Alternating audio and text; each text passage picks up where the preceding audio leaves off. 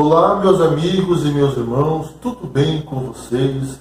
Que a graça de nosso Senhor Jesus Cristo, o amor de Deus o Pai, a comunhão do Espírito Santo sejam com todos vocês. É muito bom ter vocês aqui para juntos estudarmos a Palavra de Deus. Hoje vamos dar continuidade à nossa série de estudos sobre o Rei do Sul e o Rei do Norte, Daniel capítulo 11. Hoje será a terceira parte, lembrando que esse estudo foi dividido em 4 partes para não ficar muito longo e cansativo. E se por acaso você perdeu a primeira e a segunda parte, vai lá no nosso canal, assista para que você possa entender todo esse conteúdo. E vou deixar na descrição um link para que você tenha acesso aos outros vídeos, caso você tenha perdido. E que Deus te abençoe. Mas, antes de continuar, gostaria de pedir a sua ajuda. Dê um like, se inscreva no canal e ative as notificações. E compartilhe esse vídeo. Bom, vamos orar? Bendito és tu, Senhor nosso Deus, Rei do Universo. Queremos pedir a sua presença para o estudo de hoje e a unção do teu Espírito Santo. É o que pedimos. Em nome de Jesus, amém. Daniel capítulo 11, 29 até o 39. Os versos 31 a 39 falam sobre as atividades do Rei do Norte, agora representado por Roma papal. Apresentam a extensão da apostasia, perseguição ao povo santo, intervenção na política, guerra contra Deus e entre outras coisas. Por outro lado, em meio à apostasia e rebelião, o povo de Deus se manteve fiel, versos 32 a 35. Por causa de sua fidelidade a Deus, os cristãos foram cruelmente perseguidos. A Inquisição quase exterminou o povo santo. Jesus fez referência ao estabelecimento da abominação assoladora como sendo algo terrível que aconteceria. Vamos ler Mateus 24, verso 15. Quando, pois, virdes o abominável da desolação, de que falou o profeta Daniel, no lugar santo, quem lê entenda. A ponto tal que se os dias não fossem abreviados, nenhuma carne se salvaria. Somente lugares e coisas sagradas podem ser profanados.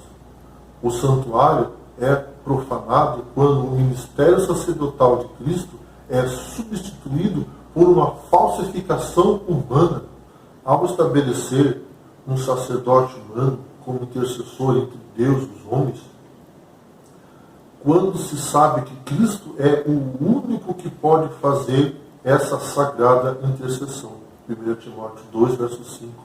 Vamos ler 1 Timóteo 2, 5? Porquanto há um só Deus e um só mediador entre Deus e os homens, Cristo Jesus, homem. Dessa forma, o sacrifício diário contínuo é tirado, o santuário é profanado, ainda quando um sistema de indulgências e penitências é estabelecido para se alcançar a salvação. Em Daniel 8, verso 11, é o poder religioso simbolizado pelo chifre pequeno, quem deita abaixo, profana o lugar do santuário de Deus e tira o sacrifício diário. A Bíblia retrata Roma eclesiástica como um poder que maravilharia o mundo. Apocalipse 13, verso 3. Em Daniel 8, verso 13, esse poder é chamado de transgressão assoladora. Aquilo que profana lugares e coisas santas é chamado de abominação. Ezequiel capítulo 8. Em Mateus 24, 15 e Marcos 13, 14, Jesus faz menção à abominação assoladora mencionada pelo profeta Daniel como sendo um sistema falso de adoração. Mas Jesus deixa claro que esse fato ocorreria em um tempo futuro. Vamos ler Daniel 11:32. Aos violadores da aliança, ele com lisonjas perverterá, mas o povo que conhece o seu Deus se tornará forte e ativo. Isso implica em que se escondiam atrás de uma falsa aparência, disfarce e ocultação de fatos reais. motivos, intenções e sentimentos fingidos, o que abandonaram as Escrituras, pensaram mais nos decretos da igreja e nas decisões dos concílios do que nas Escrituras sagradas. Foram pervertidos pelas lisonjas do chefe da igreja, que os confirmava com posições, homenagens e honras trazido pelas riquezas. A apostasia nunca foi universal. Sempre há aqueles que mantêm a tocha da verdade acesa com heroísmo e fidelidade. A igreja os rotulou de hereges. Vamos ler Daniel 11:33. Os sábios entre o povo ensinarão a muitos, todavia cairão pela espada, pelo fogo, pelo cativeiro e pelo roubo, por algum tempo. Esse tempo de crueldade aponta para os 1260 dias, anos, profetizados em Daniel 7:25, em que o poder eclesiástico do chifre pequeno perseguiria os santos do Altíssimo. Durante os séculos em que o verdadeiro povo de Deus foi mais duramente perseguido, os corajosos, o suficiente para permanecer e testemunhar de suas convicções, se tornaram objetos particulares de perseguição. O verso 36 estabelece uma clara relação com os capítulos 7 e 8 de Daniel e Apocalipse capítulo 13, quando utiliza expressões como este rei, ou o uso do pronome demonstrativo este, mostra que a profecia está se referindo ao mesmo poder eclesiástico e não a um novo poder. Fará segundo a sua vontade. Isso indica um domínio universal, sem qualquer oposição.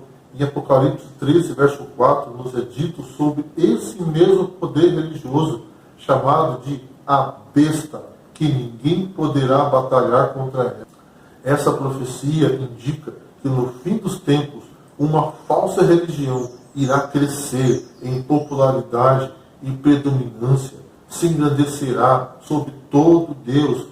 Essa linguagem soa familiar para qualquer um que tenha estudado a descrição de Paulo sobre o ministério da iniquidade, segundo Tessalonicenses 2:4, em Daniel 8:11, é o poder religioso simbolizado pelo chifre pequeno, quem se engrandece até o príncipe do exército, porque tem a pretensão de mudar sua lei eterna. Vamos ler Daniel 7:25. Proferirá palavras contra o Altíssimo, magoará os santos do Altíssimo, cuidará em mudar os tempos e a lei, e os santos lhe serão entregues nas mãos por um tempo, 2 tempos e metade de um tempo. O chifre pequeno é quem profere blasfêmia contra o Altíssimo, até que se cumpra a indignação. Quando é que isso ocorrerá?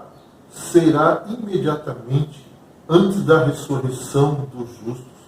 A ira de Deus será derramada sobre a terra, porque aquilo que está determinado será feito. Daniel 9:27 usa linguagem semelhante, até que a destruição que está determinada se derrame sobre ele. Um dos propósitos principais da visão de Daniel é revelar o destino final do poder eclesiástico romano. Essa perseguição ao povo fiel de Deus pelo chifre pequeno religioso aparece em, vamos ler Daniel 8:24, grande é o seu poder, mas não por sua própria força. Causará estupenda destruição. Prosperará e fará o que lhe aprouver. Destruirá os poderosos e o povo santo. E na predição paralela, a perseguição sobre o rei do norte, em Daniel 11:33, os sábios entre o povo ensinarão a muitos, todavia, cairão pela espada e pelo fogo, pelo cativeiro e pelo roubo. Por algum tempo, o mesmo rei do norte falará coisas incríveis contra Deus, dos deuses, verso 36. Ele não pode representar apenas um indivíduo, mas um cargo de liderança ocupado por uma sucessão de indivíduos por um longo período de tempo, continuando até o tempo do fim. Versos 40 e 45. Quando chegará o seu fim, e não haverá quem o socorra, bem como o chifre pequeno, religioso, finalmente será destruído, sem intervenção humana. Vamos ler Daniel 8, verso 25.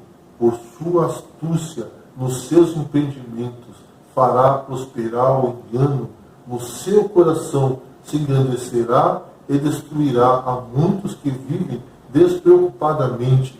Levantar-se-á contra o príncipe dos príncipes, mas será quebrado sem esforço de mãos humanas. A profecia é precisa e tudo que foi profetizado se cumpriu. Hoje vivemos em uma sociedade corrupta que segue seus próprios caminhos, mas em 2 Timóteo 3,13 nos diz que os homens irão de mal a pior, mas nosso Deus fará justiça aos seus escolhidos, aqueles que clamam a Ele de dia e de noite. Lucas 18, verso 7. O mal não pegou Deus de surpresa. Deus tem controle de tudo. E logo, muito em breve, Jesus voltará para pôr fim a este mundo de pecado. Se você está cansado de tanto sofrer, Jesus prometeu que irá voltar para vir te buscar e te levar ao lar celestial. Não quer você hoje aceitar a Jesus como seu Salvador e deixar Ele entrar no seu coração? Vamos orar. Benditas tu, Senhor nosso Deus, Rei do universo. Senhor, estamos cansados deste mundo de injustiça e de sofrimento. Venha, Senhor, nos buscar. Venha nos guiar, Senhor. Queremos andar em seus caminhos. Nos dê seu Espírito Santo. É o que pedimos. Em nome de Jesus. Amém. Que Deus abençoe a cada um de vocês.